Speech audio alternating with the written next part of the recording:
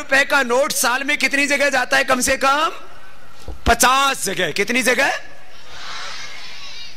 तो यदि वो व्हाइट है, वो ईमानदारी का है, तो फिर वो 50 गुना अच्छा पैसा बढ़ेगा।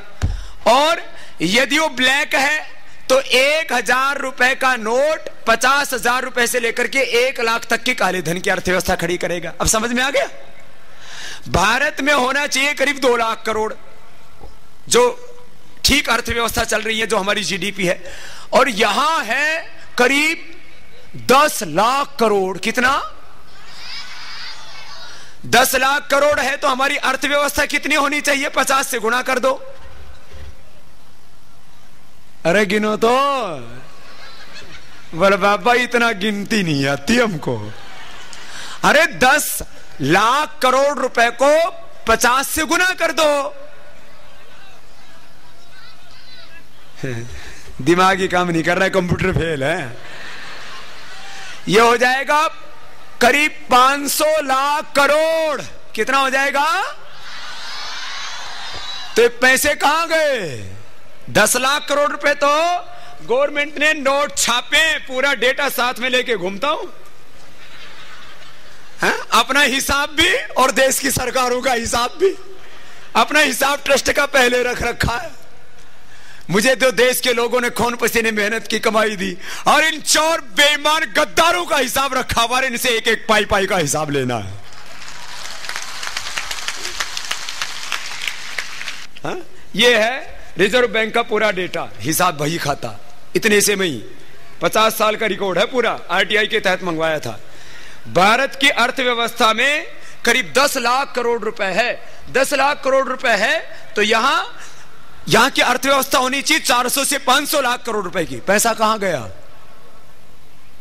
सब ने वो पैसा स्विस बैंकों में और बाहर के इधर उधर के बैंकों में जमा कर दिया, और कुछ यहां जमा करके बैठे हैं।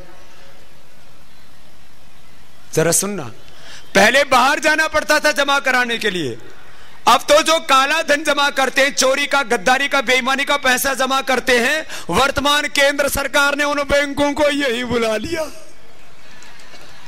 ये लिस्ट है, ये रिजर्व बैंक ऑफ इंडिया की, आरबीआई की।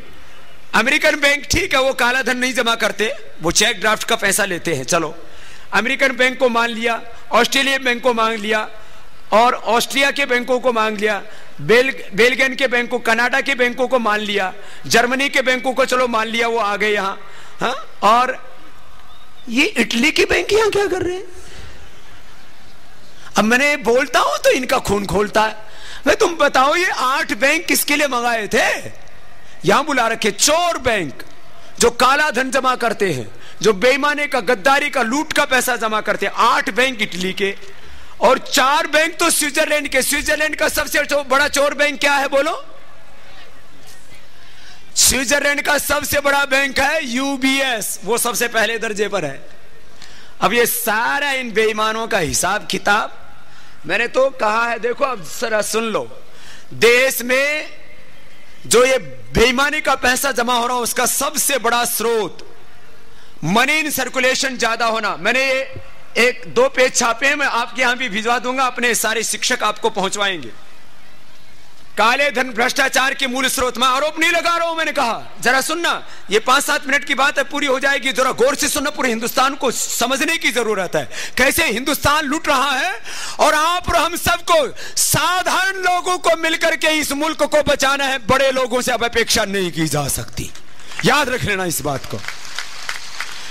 बड़े लोग तो सरकारों से कांपते हैं। मैंने कहा जिस दिन मुझ पर हाथ धरोगे, 100 करोड़ से ज्यादा लोगों के हाथ तुम्हारे ऊपर उठेंगे, तुम रक्षा कर लेना अपनी। और 5 दिन भी नहीं हुए हैं, जो है ना, कांग्रेस बैकफुट पे आ गई, समर्पण की मुद्रा में आ गई। बोलो नहीं, हम तो बाबा रामदेव की इज्जत करते हैं। अरे बेइज्जती करके इज्जत करने वालों, तुमने तो बेइज्जती करने में कसर क्या छोड़ी। ब्लडी इंडियन और डॉग से ज्यादा तुम कह ही क्या सकते थे। लेकिन मैंने कहा, अरे ब्लडी इंडियन कहने वालों और कुत्ता कहने वालों, जरा होश संभालो।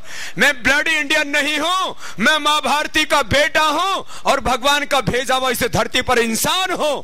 जिनको मां भारती के बेटे बेटियां और जिनको इंसान कुत्ते नजर आते हैं, वो देश को किस नजरिए से देखते होंगे, उनकी मानसिकता का पता लग जाता है। मेरे से बोले, बाबा आपको दुख नहीं हुआ? मैंने कहा, मुझे किस बात का दुख? मैं जब आदमी हूं, मुझे कोई कुत्ता कहे तो उसको दुख होना चाहिए, उसके दिमाग में कोई खराबी होगी। मैं आदमी होकर के जिनको कुत्ता नजर आता हूं तो तकलीफ तो उनके दिमाग में होगी। सुनो, बड़े नोट, मनी इन सर्कुलेशन का ज्यादा होना एक बड़ा कारण है भ्रष्टाचार का। और इसका पूरा आंकड़ा तो जब से दूसरी बार यूपीए सत्ते में आई है तब से तो देश का सत्यानाश कर रखा है। इतने नोट छापे हैं। जरा सुनना, ये आरबीआई का जो है एनुअल जो रिपोर्ट प्रकाशित होता है ना, फाइनेंशियल ईयर का जो रिपोर्ट होता है इनका एनुअल रिपोर्ट, उसमें इन्होंने माना है, देखो जरा सुनना, पिछले जो है 5 वर्षों में क्या हुआ जरा सुनो। पहले बड़े नोट 2001 तक 1000 का नोट होता था हमारी अर्थव्यवस्था में। जो सबसे ज्यादा ये रिश्वतखोरी में, काला बेईमानी में, भ्रष्टाचार में सबसे ज्यादा 1000 रुपए का नोट प्रयोग किया जाता है। किसी को 1 लाख की रिश्वत देनी हो, 10-10 के नोट हो, कोई लेगा?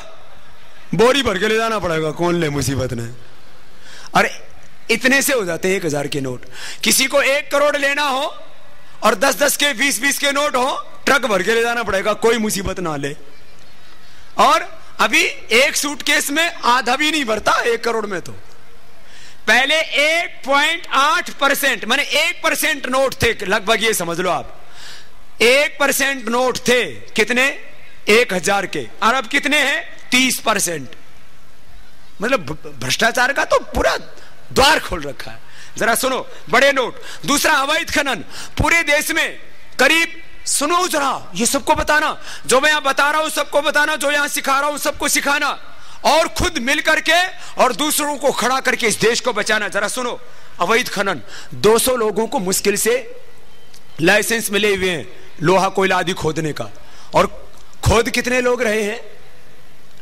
अवैध खनन, इलीगल माइनिंग कर रहे हैं 1 लाख लोग। कितने? और ये कितना पैसा लूटते हैं इसमें? पहले सो लूटा सो तो लूटा, आगे बचा लो अपना हिंदुस्तान। करीब 10,000 लाख करोड़ रुपए के अपने देश में नेचुरल रिसोर्सेज हैं, भू संपदाएं, लोहा कोयला सोना चांदी हीरा आदि। कितने पैसे के हैं? अरे बोलो तो। 10 करोड़ नहीं बावड़ो, 10,000 करोड़ भी नहीं, 10,000 लाख करोड़। जरा बोलो तो, पता तो लगे पूरी दुनिया को हमारे देश में क्या है। एक साथ बोलेंगे, कितनी भू संपदाएं हैं? 10,000 लाख करोड़। ये कितना पैसा होता है पता है? मगर बाबा ये पता होता तो लूटने क्यों देते हैं हम? ये तो मैं बता रहा हूं, सुन लो जरा। आगे बेईमानों को, चोर गद्दारों को नहीं हटाए तो ये भी लूटेंगे। मेरे से कुछ बोलते हैं, बाबा आप योग सिखाते रहो, देश लूटता रहे, इसके बारे में मत बोलो। मैंने कहा, बेईमानों बहुत दिन हो गए लूटते हुए, अब नहीं लूटने देंगे। दूसरा है ये अवैध खनन। तीसरा है विकास योजनाओं का पैसा। अभी तक इन भ्रष्ट बेईमान चोर गद्दारों ने करीब 200 लाख करोड़ रुपए के बजट बनाए।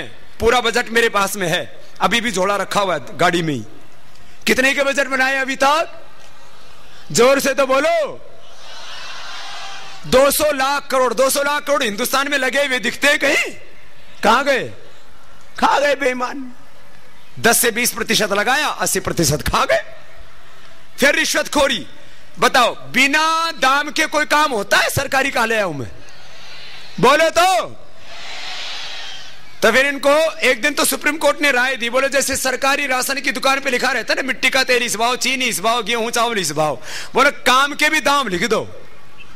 बोले ये काम कराओगे सरकारी ऑफिस में, स्कूल की परमिशन लोगे तो ये, कॉलेज की परमिशन लोगे तो ये, फैक्ट्री की परमिशन लोगे तो ये, ड्राइविंग लाइसेंस लोगे तो इतने पैसे लगेंगे। या तो बर्थ सर्टिफिकेट से लेकर के डेथ सर्टिफिकेट सब पैसे में बिकते। तो जरा सुनना, अगला टैक्स की चोरी, अगला फिर क्या है, ये 5 लूट हो रही है। चलो अब हम क्या चाहते हैं, हम कहते हैं 5 काम कर दो।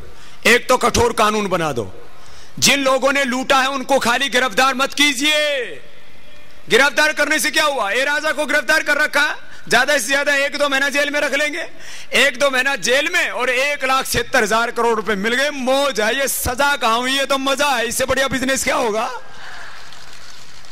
तो कठोर कानून कैसा, जो लूटे उनसे वसूली करनी चाहिए, जो लूटते उनसे क्या करना चाहिए, जो लूटा है वो लेना चाहिए, और उनको बाद में किस पर चढ़ाना चाहिए, सूली पर चढ़ाना चाहिए। सब यही कह रहे हैं ना, जो लूटे उनसे करो पहले वसूली और फिर चढ़ाओ, फिर तो कोई भ्रष्टाचार करने की हिम्मत नहीं कर पाएगा और अपना हिंदुस्तान बच जाएगा। बुरे कानून होना चाहिए कि नहीं। कितने लोग चाहते हैं जो भ्रष्टाचार करके देश को लूटते हैं, मां बहन बेटियों की इज्जत के साथ खिलवाड़ करके उनसे बलात्कार करते हैं और खाने पीने की चीजों में मिलावट करके लोगों की जिंदगी में जहर घोलते हैं। कितने लोग चाहते हैं इनको आजीवन कारावास या मृत्युदंड मिले। सब हिंदुस्तानी चाहते हैं। बोले भारत माता की। तो ये सरकार कानून क्यों नहीं बनाती है, इसका मतलब सरकार लुटेरी है, सीधी सी बात। सरकार को कठोर कानून बनाना चाहिए। और दूसरी बात, यह करेंसी रिकॉल करना चाहिए, बड़ा नोट वापस ले लेना चाहिए, छोटा नोट रहना चाहिए बस। कोई पूरी दुनिया की अर्थव्यवस्था में मैंने कहा 2 से 3% मनी इन सर्कुलेशन है और बड़े नोट है ही नहीं। अरे अंग्रेजों को ही देख लो, उन्हीं से सीख लो जो तुम्हें लूट के लेके गए, अपने आप को नहीं लूटने देते। 50 पाउंड से ज्यादा क्या पैसा नहीं छापते। अगली सुन लो, 2006 में एक संधि की दुनिया के 140 देशों ने संयुक्त राष्ट्र महासंघ में कि भाई उनके यहां जो भी पैसा होगा उसके बारे में सारी सूचनाएं देने के लिए तैयार हैं। भारत ने भी उस पर समझौता तो कर दिया, लेकिन उसको रेक्टिफाइड करा के, अनुमोदन करा के कैबिनेट से भेजना पड़ता है। 2006 से पेंडिंग पड़ा है। क्यों नहीं करते भाई, करेंसी रिकॉल के साथ 2006 से पेंडिंग इस संधि को। फिर एक मॉरिशस रूट, मॉरिशस से सारा बेईमान पैसा वापस हिंदुस्तान में लेके आते हैं। और ये जो काला धन जमा करने वाले जो बैंक है ना, जिसका मैं अभी बता रहा था चिट्ठा, इस सारे इन चोर बैंकों के लाइसेंस रद्द करो और इनमें जो भी पैसा उसको राष्ट्रीय संपत्ति घोषित करो। फॉरेन अकाउंट पॉलिसी, गवर्नमेंट एक बार डिक्लेयर कर दे कि जिसका भी विदेशों में पैसा है वो बता दे, नहीं तो 3 या 6 महीने के बाद में सारा पैसा राष्ट्रीय संपत्ति हो जाएगा। ये काम तो अपने आप हो जाएगा। सरकार में हिम्मत होनी चाहिए। चलो, ये बताया पहले देश के बारे में, और अब बताता हूं पूरा योग के बारे में। देखो, देश भी बचाएंगे, योग भी सिखाएंगे, दोनों काम साथ साथ करना है। योग भी सिखाएंगे, भ्रष्टाचार मिटाएंगे, काला धन लाएंगे और आगे से हिंदुस्तान को कोई लूट ना पाए, ऐसा इंतजाम हम सबको अब मिलकर के करना पड़ेगा। देखो, अपने आप को भी बचाना है। अपनी लूट किस में हो रही है, बीमारियों में। एक आदमी घर में बीमार हो जाता है, पूरे घर में कोहराम मच जाता है, मातम छा जाता है, आंखों में आंसू आ जाते हैं। किसी को हार्ट की बीमारी, किसी को कैंसर, किसी को लीवर किडनी की बीमारी।